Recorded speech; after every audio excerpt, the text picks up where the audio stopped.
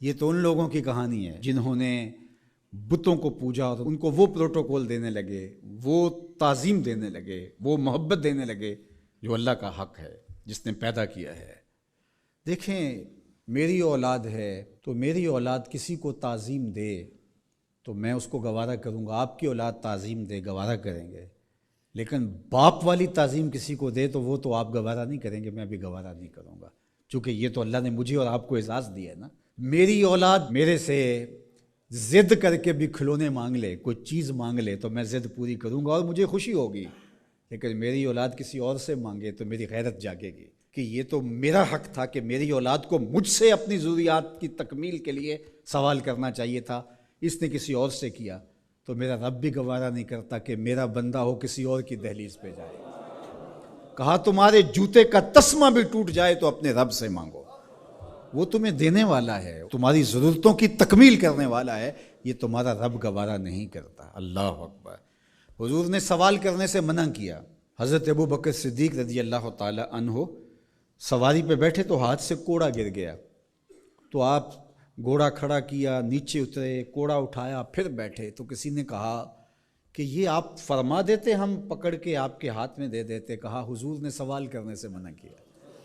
یہ ہیں وہ لوگ جو عمل کرنے والے ہیں اور ہم تو باتیں کرنے والے ہیں۔ والذین آمنوا اشد حبا للہ، اور جو اہل ایمان ہیں وہ اللہ کو ٹوٹ کے چاہتے ہیں، شدید، بلکہ شدید سے آگے اشد ہے لفظ، یہ طلبہ جانتے، اس میں تفضیل ہے۔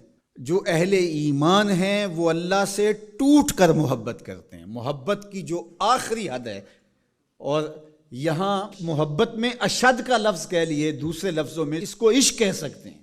جو اہل ایمان ہے وہ رب سے عشق کرتے ہیں، وہ رب سے ٹوٹ کر محبت کرتے ہیں۔ اشد حب للہ، شدید محبت نہیں، اشد محبت۔ اشد محبت سے آگے تو کوئی درجہ ہی نہیں ہے، تو وہ کتنی محبت کرتے ہیں، تبھی تو جانیں وار دیتے ہیں اس کے نام پہ، اس کے حکم پہ گردنیں کٹواتے ہیں۔ یہ ہے شدید محبت کا روپ، اس کا حکم ہوا جیسا ہوا۔ ذرا دیکھیے یہ کتنے لوگ ہیں، آپ کوئی شہر سے آیا ہے، کوئی دیہات سے آیا ہے، کوئی دوسرے شہر سے آیا ہے، کوئی گلیوں سے نکل کے آ گیا ہے، تو یہ کیوں بھاگے بھاگے آ رہے ہیں؟ آج کل تو کسی کے پاس 10 منٹ نہیں ہے، تو آپ کہیں گے جمعہ ہے، رب کا بلاوا ہے، آگے۔ یہاں میں چاہوں تو 1 گھنٹہ گفتگو کروں، آدھا کروں، آپ بیٹھے رہیں گے، پھر چلے جائیں گے۔ ابھی گھر جا کے کمر سیدھی نہیں ہوگی تو پھر مسجد سے بلاوا آئے گا، آپ پھر بھاگے چلے آئیں گے۔ تو وہ مالک اس محبت کی لاج رکھنے والا ہے۔ یار اللہ سے محبت بہت بڑی دولت ہے، آج اللہ سے محبت ہم بھول گئے ہیں۔ حضور علیہ الصلاۃ والسلام کی محبت بھی اللہ کی محبت ہے، یہ بات ذہن میں رکھیے گا۔ اس کا یہ مطلب نہیں ہے کہ کوئی شخص حضور کی محبت کی نفی کر دے اللہ کی محبت کا نام لے کر، جس طرح کہ ایک فکر ایسی بھی موجود ہے، لیکن دوسری جانب بھی کچھ ایسی صورتیں اتر گئی ہیں کہ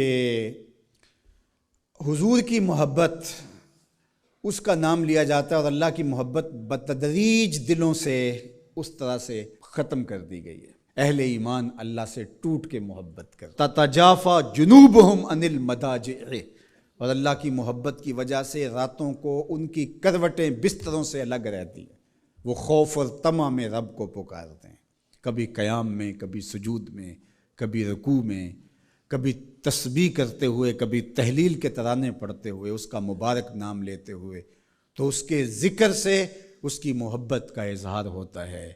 نماز پڑھو تو ڈوب کے پڑھو، سجدہ کرو تو ڈوب کے پڑھو، گویا تم اپنے مالک کی دہلیز پہ اپنا سر رکھ دیا ہے، اور پوری تندہی کے ساتھ اس کے حضور سجدہ ریزیاں کرو، چونکہ وہ ہمارا خالق ہے،